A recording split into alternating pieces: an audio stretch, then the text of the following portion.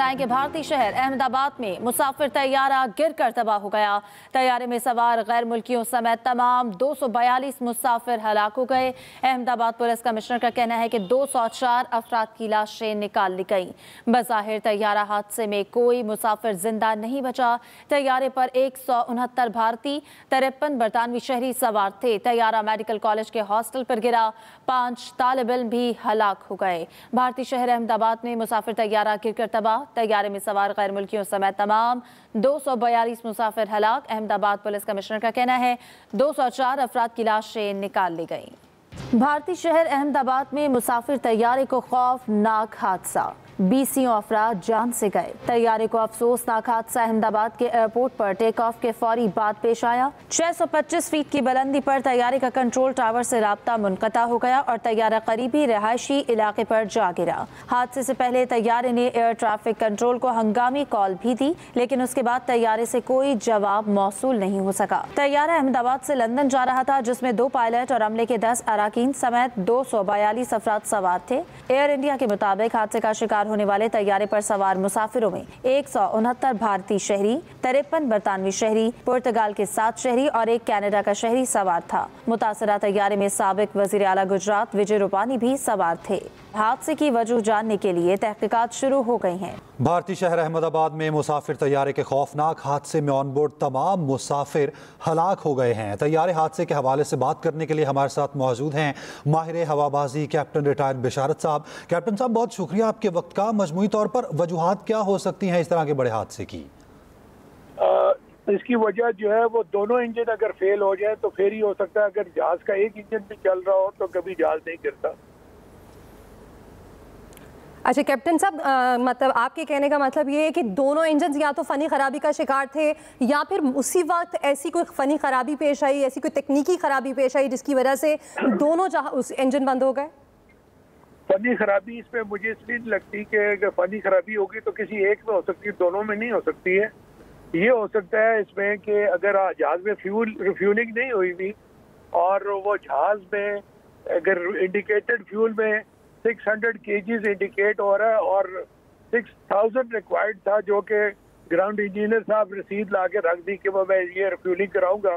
कप्तान समझे कि रिफ्यूलिंग हो चुकी हुई है, तो instead of 6000 carrying 6000 KGs of fuel 600 को वो 6000 समझ के चले गए। और वो जो ही 38 मिनट्स टैक्सी टाइम और एयरबोर्न 625 फीट ऊपर बुलंद हुए और उसके बाद वो दोनों इंजन उनके फेल हो गए due to fuel starvation and it crashed. ऐसे ही अच्छा कैप्टन साहब, जैसे कि कुछ इतलात ये भी हैं कि परिंदा टकराने के बायस ये हादसा पेश आया। क्या आप समझते हैं कि परिंदा सिर्फ अगर टकराए और उसके बाद इस कदर बड़ा हादसा पेश आ जाए? नहीं, परिंदा टकराने से कुछ भी नहीं होता। परिंदा टकराने से जहाज के विंग पे छोटा सा एक डेंट पड़ सकता है। जहाज का इंजन एक जो है वो परिंदा जो है अगर घुसेगा भी तो वो रोस्ट होके पीछे निकल जाता है, कुछ पता नहीं लगता। अगर को 5-10 हज़ार परिंदे इकट्ठे घुस गए उसके इंजन में तो फिर हो सकता है। कैप्टन साहब, ये पहली मर्तबा है कि किसी बोइंग 7878 को इस तरह का हादसा पेश आया है, और अगर इस तरह की कोई सूरत हाल हो जाए तो उसके हिफाजती इकदाम क्या होते हैं? किस तरह से तैयारे को कंट्रोल किया जाना चाहिए इस सूरत हाल में? देखिए, अगर तो दोनों इंजन फेल हो जाते हैं, अव्वल तो they are not suppose to fail. ठीक है, जहाज के इंजन फेल होना मजाक नहीं है, क्योंकि they are designed to run all the time। वो 12-15 घंटे 20 घंटे 21 घंटे की फ्लाइट करने के काबिल होते हैं नॉन स्टॉप, और उसके बाद 1 घंटे के ट्रांजिट टाइम पे दोबारा वो 20 घंटे 24 घंटे की फ्लाइट भर सकते हैं। वो इतने रिलायबल इंजन होते हैं कि वो कभी फेल नहीं होते हैं। वो बिल्कुल इतने रिलायबल नहीं होते। माहिर हवाबाजी नसीम अहमद भी हमारे साथ मौजूद हैं। कैप्टन साहब, उनकी भी राय सूरत हाल पर जान लेते हैं। बहुत शुक्रिया नसीम अहमद साहब आपके वक्त का। क्या समझते हैं, क्या राय है आपकी इस तरह का एक बड़ा हादसा पेश आना, और वो भी किसी बोइंग तैयारे को पहली मरतबा? हाँ, देखें, ये पर्टिकुलर मॉडल है जिसका कोई ऐसा हादसा नहीं हुआ है। इसमें वैसे तो आग लगने के वाक़यात हुए हैं और इनको ग्राउंड भी कर दिया गया था, और 1979 के बाद ये पहली दफ़ा ये ग्राउंड हुए थे आफ्टर 4 इयर्स ऑफ सर्विस। लेकिन वजह उसकी थी कि इनमें जो लिथियम आयन बैटरीज हैं उनमें आग लगने के वाक़यात हुए थे। उसके बाद इनको वर्ल्ड वाइड FAA ने ग्राउंड कर दिया था। लेकिन ये जो वाक़या हुआ है उसका इससे बज़ाहिर कोई ताल्लुक़ नज़र नहीं आता। इसमें देखें, जैसे कि अभी आपके साथ कोई कैप्टन साहब थे और मैंने सुना कि ये इंजन बहुत रिलायबल हैं।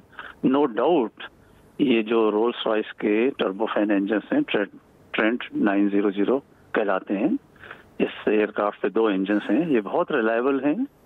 और अगर एक इंजन फेल हो जाए तो एयरक्राफ्ट की फ्लाइट जो है वो एक इंजन पर भी मेंटेन करके जहाज को बहिफाजत उतारा जा सकता है। लेकिन टेक ऑफ के जो टिपिकल एक्सीडेंट्स हैं हेलो जी सुन पा रहे हैं। हेलो, हाँ, ओके। ये जो टेक ऑफ के एक्सीडेंट्स हैं, देखें, इनको हम माजी के हवाले से भी जांच सकते हैं और जो कुछ भी हमने टीवी पे देखा है, तस्वीरें देखी हैं, किस तरीके से बिल्डिंग पे गिरा है, कैसे ये ऊपर जा रहा है, इससे 3-4 चीजें सामने आती हैं, अनलेस के कोई और एविडेंस सामने आए जो कि कॉकपिट वॉइस रिकॉर्डर्स थे और FDR से आ जाएगा। ठीक है, एक तो यह है कि किसी वजह से भी दोनों इंजन्स को में कोई मैकेनिकल खराबी आ जाए, फ्यूल वॉल्स के साथ कोई मसला आ जाए, फ्यूल इटसेल्फ के साथ मसला आ जाए, तो बहरहाल इंजन की हाईएस्ट रिलायबिलिटी के साथ भी ये मुमकिन है कि दोनों इंजन्स को कोई प्रॉब्लम पेश आ जाए। क्योंकि देखें, एक चीज वाज़ेह है कि एयरक्राफ्ट को, जिसको हम पावर कहते हैं, वो नहीं मिल सकी, जिसकी वजह से वो उड़ने के फौरन बाद ग्राउंड हो गया, गिर गया। तो कोई ना कोई प्रॉब्लम्स तो इंजन्स में जरूर आई है। इसके अलावा हमें कोई धमाके की आवाज नहीं आई, कोई सैबोटाज बज़ाहिर हम रूल आउट कर सकते हैं। इसके अलावा कितनी किस्म की कोई प्रॉब्लम्स आ जाएं, चाहे मल्टीपल प्रॉब्लम्स आ जाएं, एयरक्राफ्ट डिजाइन इतना बेहतर है कि जहाज को पायलट्स बखूबी वापस नीचे ला सकते हैं। सही। नसीम अहमद, माहिर हवाबाजी और कैप्टन रिटायर्ड बिशार ताहिर हमारे साथ मौजूद थे। बहुत शुक्रिया आपके वक्त का।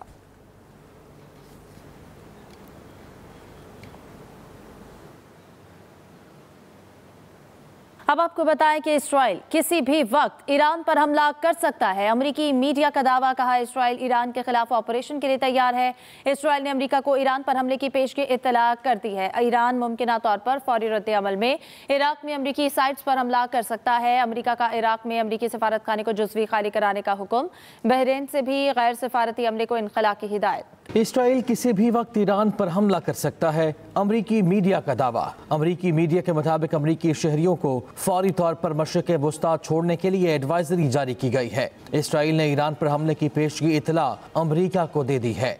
अमरीका ने जुज़वी तौर पर मशरिक़ वुस्ता में अपना सिफारत खाना खाली करवाने का भी हुक्म दे दिया। अमरीकी हुकाम को बताया गया कि इस्राइल ईरान में पूरी तरह से फौजी ऑपरेशन करने के लिए तैयार है। ईरान ने अमरीकी हमले की सूरत में मशरिक़ वुस्ता में अमरीकी अड्डों पर हमले की धमकी दी है। ईरानी वजीर दिफा ने कहा, उम्मीद है नौबत वहां तक नहीं पहुंचेगी और मुज़ाकरात के मुस्बत नताइज सामने आएंगे, लेकिन अगर ऐसा न हुआ और ईरान पर जंग मुसल्लत की गई तो दुश्मन के नुकसानात ईरान के मुकाबले में कहीं ज्यादा होंगे।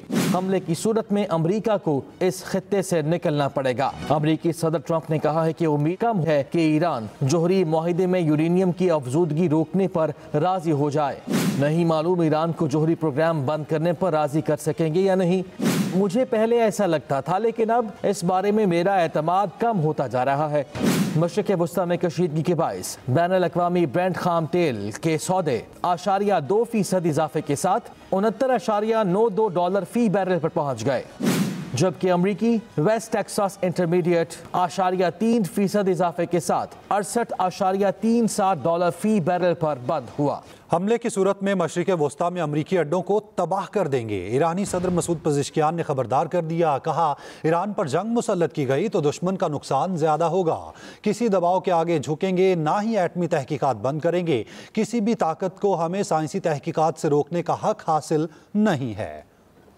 इसराइल का मुमकिन हल, ईरानी फौज की तैयारियां तेज। ईरान ने IAEA की करारदाद के बाद फौजी मशकें शुरू कर दी हैं। ईरानी मीडिया के मुताबिक ईरानी फौज की मशकें दुश्मन की नकलो हरकत को मद्देनजर रखकर शुरू की गई हैं। अहम खबर, इसराइल का मुमकिन हमला, ईरानी फौज की तैयारियां तेज। ईरान ने IAEA की करारदाद के बाद फौजी मशकें शुरू कर दी हैं।